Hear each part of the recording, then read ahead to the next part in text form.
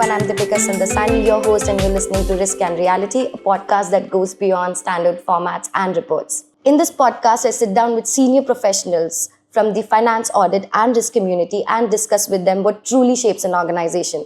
Career-defining moments, complex judgment made, lessons they have learned over years of experience, and realities that often don't make it to the formal guidance notes. And for our very first episode, I couldn't have imagined a stronger way to begin. I'm extremely delighted and thrilled to welcome a very good friend of mine.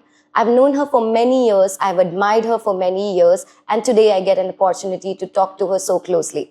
She's somebody I've seen navigate multiple roles with utmost grace, integrity, and excellence. Her journey offers powerful insights into leadership, governance, and professional growth. Please join me in welcoming Madhuri Krishnaswamy, who is the Head Financial Control and Compliance at GCC Hyderabad and President IIA Hyderabad Chapter. Thank you so much, Madhuri, for agreeing to do this and being a part of our very first podcast. Thank you so much, Deepika, for the very nice and kind words. And thank you for calling me for your very first podcast. It's an honor and my pleasure to do it with a friend. So thank you for calling me. Thank you so much. I think I have known you for many years. I have spoken to you many a times, but I don't think I ever got a chance to sit across a table and ask this question.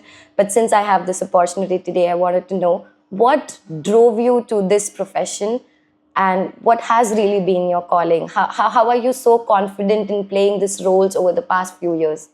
The key driving force is internal audit. Internal audit has been my passion for a very long time. And people might wonder why.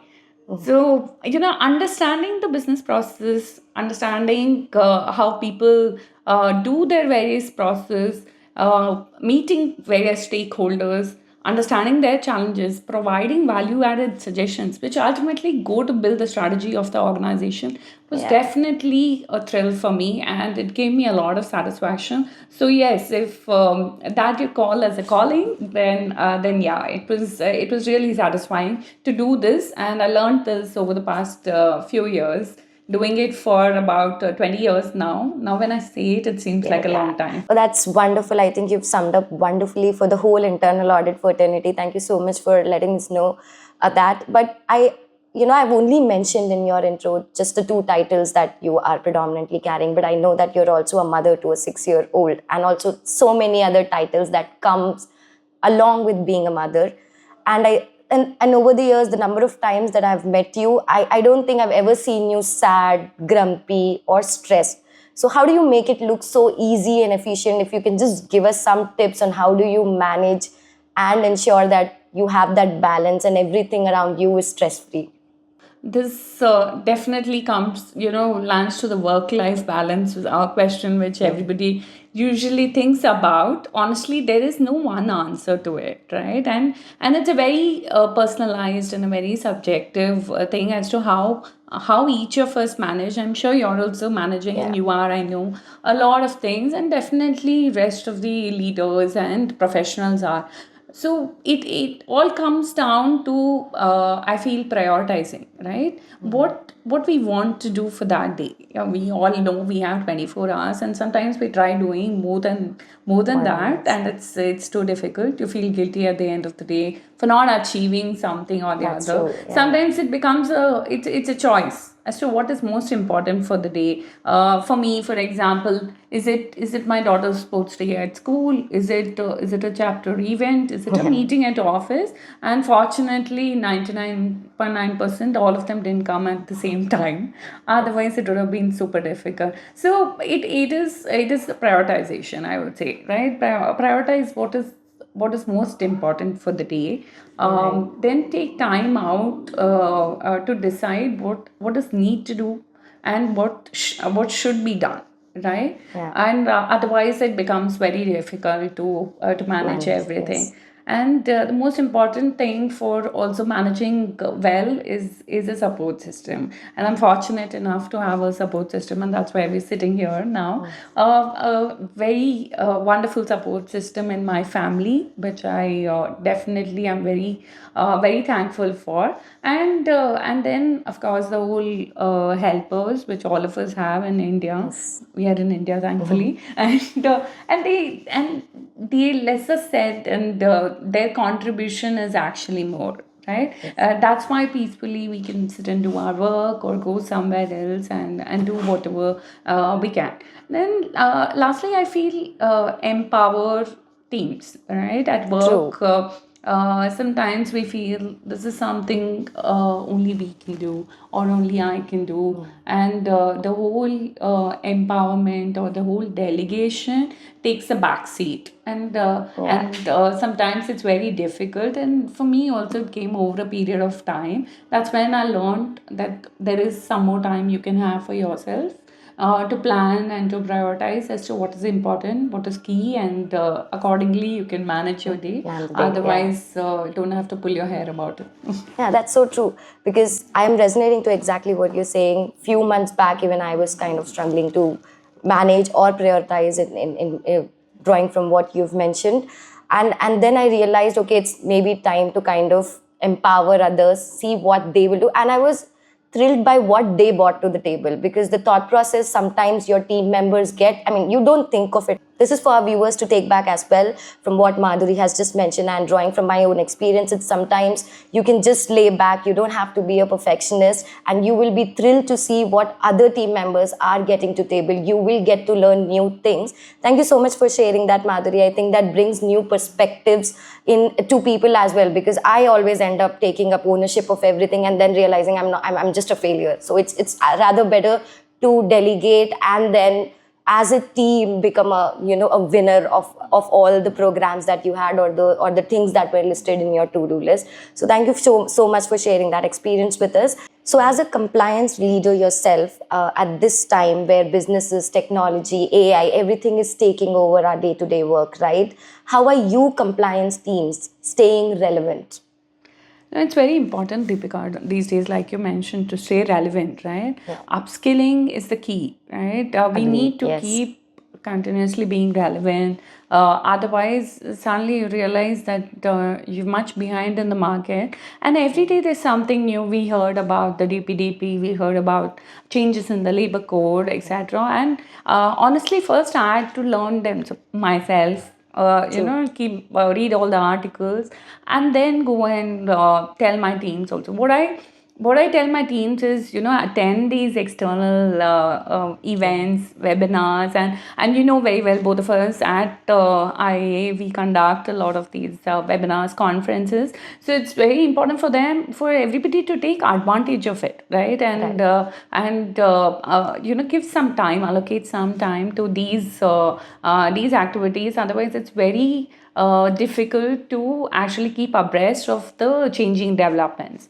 So that's and internally, of course, we need to try to understand what are the training needs of the various professionals. While we all know there are changes in regulation, AI, etc. Yeah. But besides that, understanding the business, understanding what is the need of the client. If you're in consulting or if you're in industry, what is your business? What is, like, for example, I'm in healthcare, so what is the core?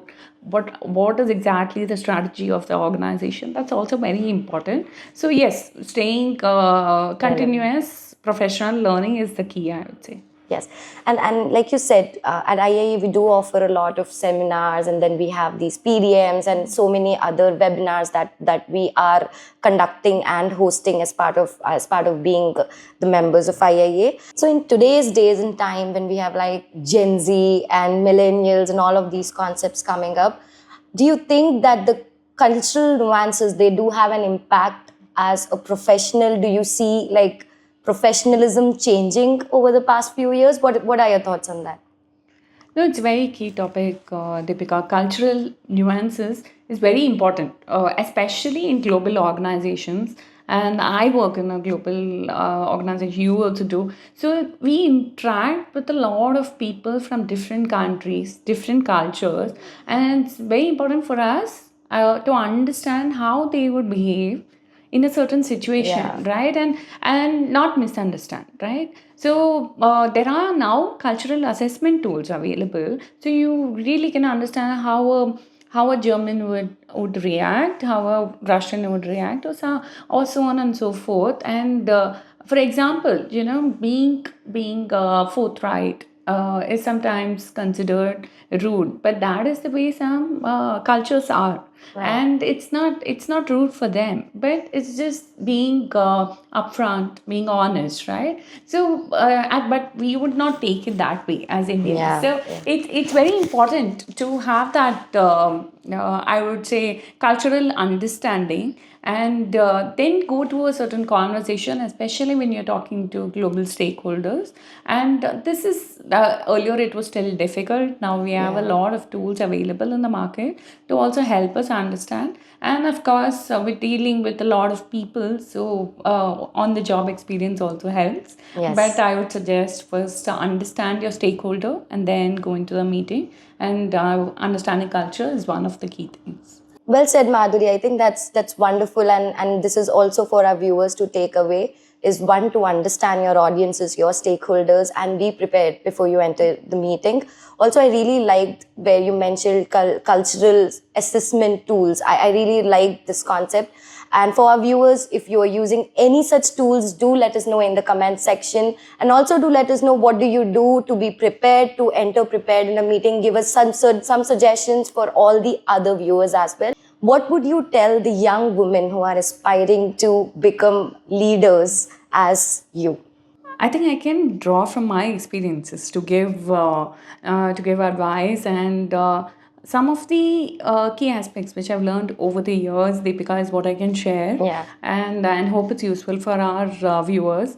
One thing is have a mentor, right? It's always important to go to a leader, to go to someone experienced for guidance, hear their experiences and learn from that. And mentorship definitely helps. Personally, I've been a mentee and a mentor in the past, and it has definitely helped me. Networking is also key. It is these relationships, professional relationships, which you develop over the period, which ultimately will reap benefits after a few years. Yes, yeah. And I hope someone had told me this long ago. But honestly, I also got into IIA because of a past mentor, and Yeah. who's also a current good friend. So it always helps.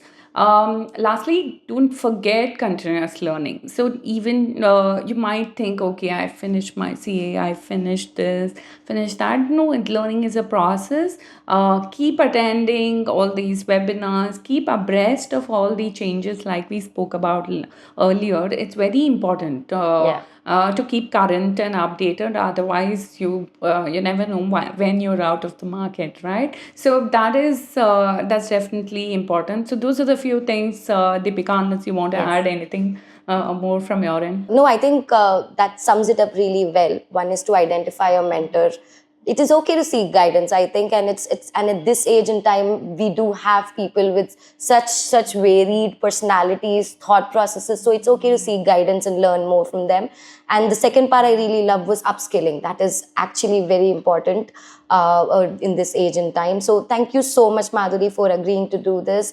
And this was a wonderful podcast. I had really good time talking to you. I don't think we ever sat and spoke so closely about these things. Especially, I know we do meet and talk about other topics. So thank you so much for doing this. And for all our viewers, thank you so much for tuning in with us today. Look forward for more such episodes, and don't forget to follow your passion.